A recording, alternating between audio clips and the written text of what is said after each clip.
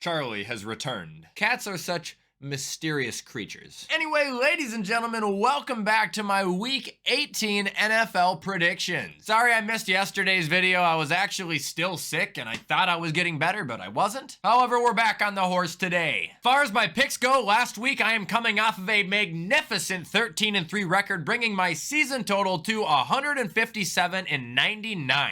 This has been a rally. We had a rough patch there in the middle. My season goal was to not have over 100 losses. I don't think I'm gonna quite make that, but we can still try. However, before we do that, we gotta plug away. So don't forget to use code WyattzWorld on G Fuel or Prize Picks, where you can save yourself a discount on any G Fuel products or match up to $100 of your first deposit. Also, don't forget to use code Wyatt10 to save yourself a discount on any Waggle merchandise. Link is in the description. But that's all I got. Let's get into my reactions.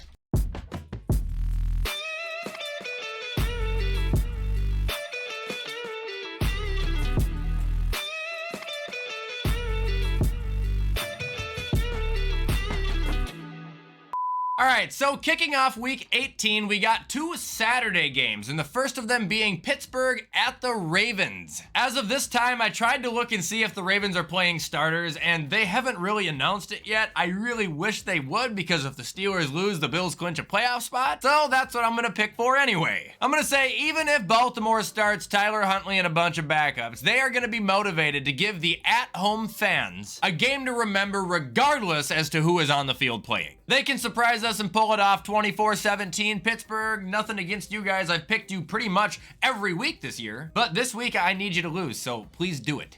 Next game we got is the Texans at the Colts. I'm taking the Texans here 23-21. I think Indy's gonna play a hard game, but I just think Houston is built to win this, and if I'm not mistaken, if Houston does beat Indy, they will also replace them in the wild card. Pretty sure 3 teams in that division have a 9-7 record. That is stressful. And I'm sorry to say this, Indy, but I'm going with the team that I think is more complete with a much better quarterback, and that's not a shot at Gardner, but it's a compliment to CJ.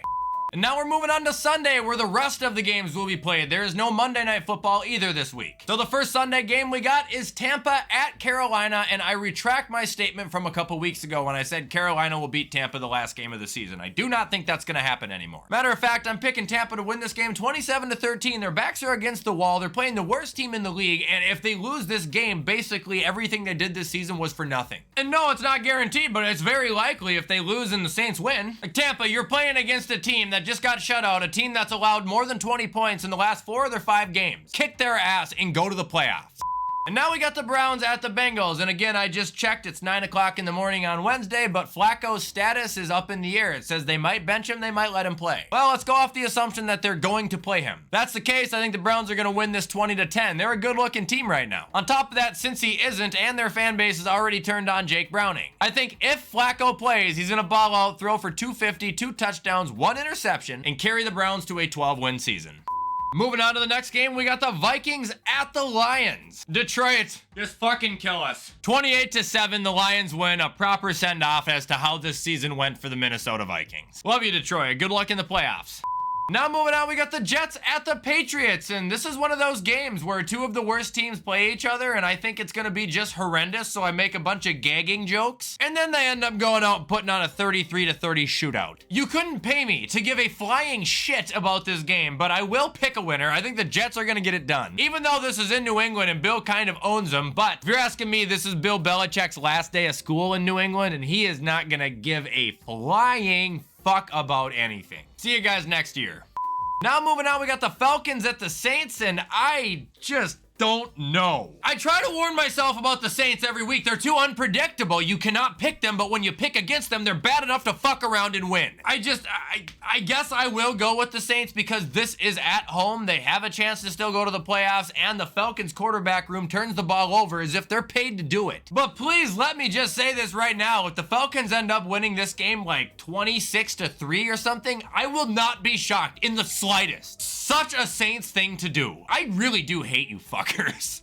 And now we got the Jags at the Titans, and this is another really detrimental game to Buffalo's playoff chances because if the Jags somehow lose, Buffalo will clinch here. And the thing about it is I don't know if my head is getting all turned around because of just that, but I actually do think the Titans have a chance to pull this off. I'm not going to pick them, but after seeing Vrabel's interview, if you guys didn't see it, you need to go look it up, about what losing feels like, something tells me he is going to try his absolute hardest to end this season with not only a win, but screwing over a division rival as well. So I think there's a chance, but I'm going to go with Jacksonville to win it by a point, 21-20. This would almost be like another Tampa Bay scenario. You know, if Jacksonville loses this game, it's all for nothing. This whole year, all for nothing. Well, potentially. I don't know Trevor's status. We saw last week, Beathard can do his job. Maybe Doug has to get a little crafty, but I do think Jacksonville walks away with a win here. Again, that does not help Buffalo either. All right, now we're moving on to the Seahawks at the Cardinals. Gotta believe Seattle's gonna pull this off 24-20, right? I mean, don't get me wrong, the Cardinals have definitely impressed me, especially after last week, but I still just don't have the confidence to pick them. Plus, I've kind of been a Seattle homer all year anyway, so I might as well just end the year where I started. I see Kenneth Walker and Zach Charbonnet having a massive day against the worst run D in the league currently. Seattle pulls this off. I'm just really not sure if it's gonna be enough to put them in the playoffs or not. Sorry, guys. Now we got the Bears at the Packers. I know they started off the year and I wasn't too excited about that game, but this game I am excited about. I think this is going to be a good-ass game. Also, I can see Chicago winning. However, I just don't think Green Bay is going to fork over the ownership quite yet. If Green Bay can play like they did against the Vikings, they can beat any team, man. This is at home. This is against their #1 rival. I can see that alone being an extra motivational chip for the players to walk out with on their shoulders. I think Green Bay is going to knock this out 30-23. But if the Bears do win, I'm not gonna be shocked. Now moving on, we got the Chiefs at the Chargers. Chiefs win 27-14, and this is the commanding win I've been trying to predict them having for like the last 2 months and they still haven't had. Something clearly ain't right with them. They are not the team that they were last year, and that's been made apparent basically since week 1. But they're still a playoff team. They're still a scary team. And there's no way, shape, or form I think the Chargers are gonna pull off a win against the Chiefs, even at home. Plus, I think that would just screw them out of a draft pick anyway, so they don't want to win. I think the Chiefs are gonna bulldoze their way to victory and enter the postseason on a good note. All right, now moving on, we got the Broncos at the Raiders, and no, I do not care about this game at all. Raiders blew it last week when they lost. The Broncos can't make the playoffs now since the Chiefs beat the Bengals. Who really does give a shit? You know, it's going to be slow. It's going to be boring. I'll go with Denver 14-10, and that's a wrap on year #1 of the Peyton era. All right, next game we got is the Eagles at the Giants. Oh, please, New York, win this game. I will not pick you to do it, but that would be the funniest thing in the world. I'm going to say Philly squeaks by 21-17, but it will not be convincing. And heading into the playoffs, absolutely no one will be scared of them. Like I said, you guys are ass.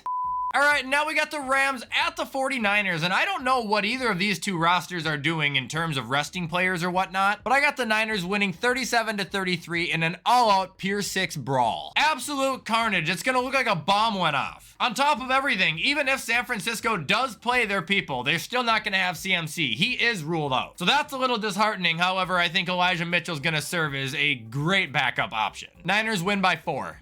Now we got the Cowboys at the Commanders. Cowboys win 30-3. Ron Rivera's fired immediately after the game. It will not be close. It shouldn't be anyway.